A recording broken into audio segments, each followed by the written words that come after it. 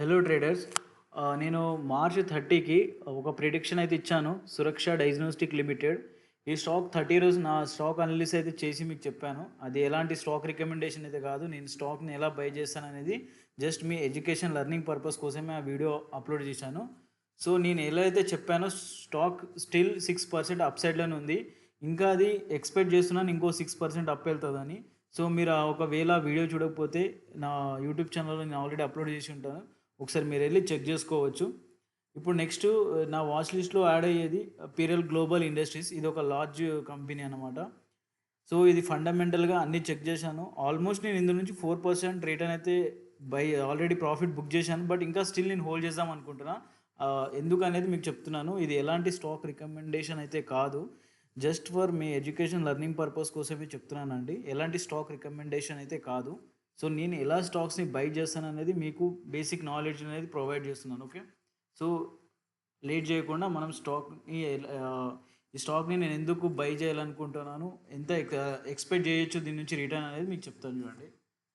So, నేను ఇప్పుడైతే copy చేసుకుంటాను ఇది. పిరల్ గ్లోబల్ ఇండస్ట్రీస్. ఓకే. సో, బేసిక్‌గా దీనికి నేను బై చేయడానికి మెయిన్ థింగ్స్ ఏందంటే, ఈ స్టాక్ అనేది 200 ఈఎంఐ అబోవ్ ఉంది. బేసిక్‌గా ఏ స్టాక్ అయినా సరే 200 ఈఎంఐ అబోవ్ ట్రేడ్ అయితుందంటే, అది ప్రాపర్‌గా సపోర్ట్ అండ్ రెసిస్టెంట్‌కి చాలా రెస్పెక్ట్ చేస్తా ఉంటది. ఎప్పుడైతే 200 ఈఎంఐని బ్రేక్ చేసిన స్టాక్స్ ఉంటాయి కదా! అవి బేసిక్‌గా సపోర్ట్ అండ్ రెసిస్టెంట్‌కి ప్రాపర్‌గా రెస్పాన్స్ అవ్వవు. బ్రేక్ అయితూనే ఉంటాయి ప్రతిసారి. హయ్యర్ లో అయ్యి స్టాక్ అనేది బ్రేక్ అయితా ఉంటది. కానీ 200 ఈఎంఐ పైన అలా కాదు. ఎందుకంటే ఇంకా దీంట్లో ఇన్‌స్టిట్యూషన్ ఇన్వెస్టర్ హోల్డింగ్ గూడా ఇంకా స్టిల్ ఉంది గాబట్టి ఇది 200 ఈఎంఐ పైన ట్రేడ్ అయితుంది. సో, ఇది నా వేలో నేను ఎలా ట్రేడ్ చేస్తాననేది మీకు చెప్తున్నాను. మీరు గూడా ఇలానే చేయాలని ఏం రూల్ లేదు. ఒక్కొక్క ట్రేడర్‌కి ఒక్కొక్క మైండ్ సెట్ ఉంటది. సో, నా మైండ్ సెట్ ప్రకారం మీకు చెప్తున్నాను. సో, ఇది 200 ఈఎంఐ అబోవ్ పైన ట్రేడ్ అయితుంది. నేను బేసిక్‌గా ఎక్కువ ప్రిఫర్ చేసేది 200 ఈఎంఐ అబోవ్ ఏ స్టాక్ ఉన్నా సరే, అది మంచి కన్సాలిడేషన్ జోన్ అయితే నేను డెఫినిట్‌గా బై చేస్తాను. ఏ స్టాక్ అయినా సరే. అది లార్జ్ కంపెనీ, మిడ్ కంపెనీ అయితే ఉండాలి. స్మాల్ క్యాప్ అయినా పర్లేదు. కాకపోతే ఫండమెంటల్‌గా అది బావుంటే నేను డెఫినిట్‌గా బై చేస్తాను. సో, ఈ స్టాక్ నేను బై చేయడానికి మెయిన్ రీజన్ ఏందంటే, ఇది మెయిన్ థింగ్ ప్రీవియస్‌గా దీని ఆల్ టైమ్ సపోర్ట్ జోన్‌కి కూడా వచ్చుండే. నేను ఈ రేంజ్‌లో బై చేశాను. 28థ్ మార్చ్‌కి బై చేశాను. మళ్ళీ ఇది నా వాచ్ లిస్ట్‌లోనే యాడ్ చేసి ఉంచుకున్నాను. తర్వాతకేంటి నేను ఇది ఆల్రెడీ ఆల్మోస్ట్ జనవరి నుంచి ఒకటే జోన్ దగ్గర కన్సాలిడేట్ అయితా ఉంది. ఆల్మోస్ట్. సో, ఇది దీని ఫస్ట్ సపోర్ట్ జోన్. ఇది దాని ఒక రెసిస్టెంట్ జోన్. ఇది ఫస్ట్ రెసిస్టెంట్ జోన్. ఇది second thing. So, third one వచ్చేసి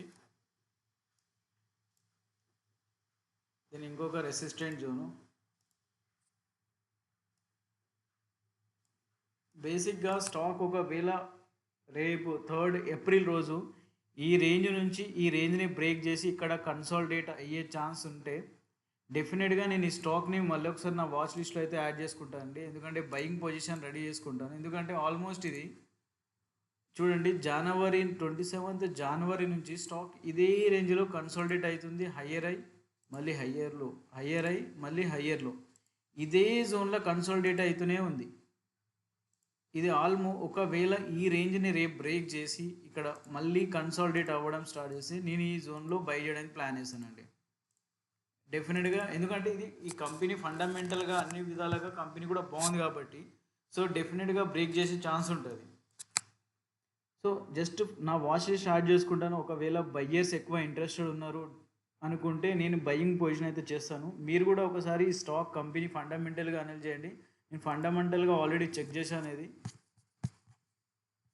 షేర్ హోల్డర్ ప్యాటర్న్ కూడా ఆల్మోస్ట్ 62% ఉంది.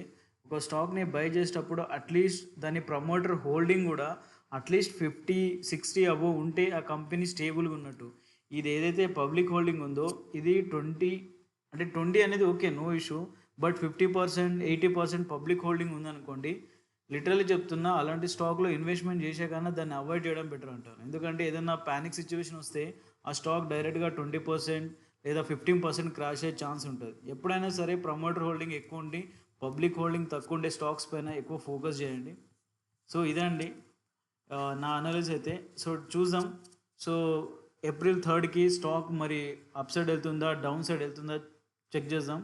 సో, యాజ్ పర్ నా నాలెడ్జ్ అయితే మీకు ఈ స్టాక్‌ని నేను ఎలా రికమెండేషన్ అయితే చెయ్యట్లేదు. జస్ట్ ఫర్ నేను ఎలా ట్రేడ్ చేస్తాననేది మీకు క్లియర్‌గా ఎక్స్‌ప్లెయిన్ చేస్తున్నాను. సో, మీరు గూడా ఒకసారి చూడండి పీరియల్ గ్లోబల్ ఇండస్ట్రీస్. ఒకసారి మీరు గూడా డిఫరెంట్ టైమ్ ఫ్రేమ్‌లో చెక్ జేసి, ఒకవేళ మీకు ఓకే అనుకుంటే మీరు బై జేసుకోవచ్చు. లేదు అనుకుంటే నో ఇష్యూ. నేను ఎలా ట్రేడ్ చేస్తాననేది మీకు చెప్తున్నాను. ఇది ఎలాంటి స్టాక్ రికమెండేషన్ అయితే కాదండి. Thanks for watching my video.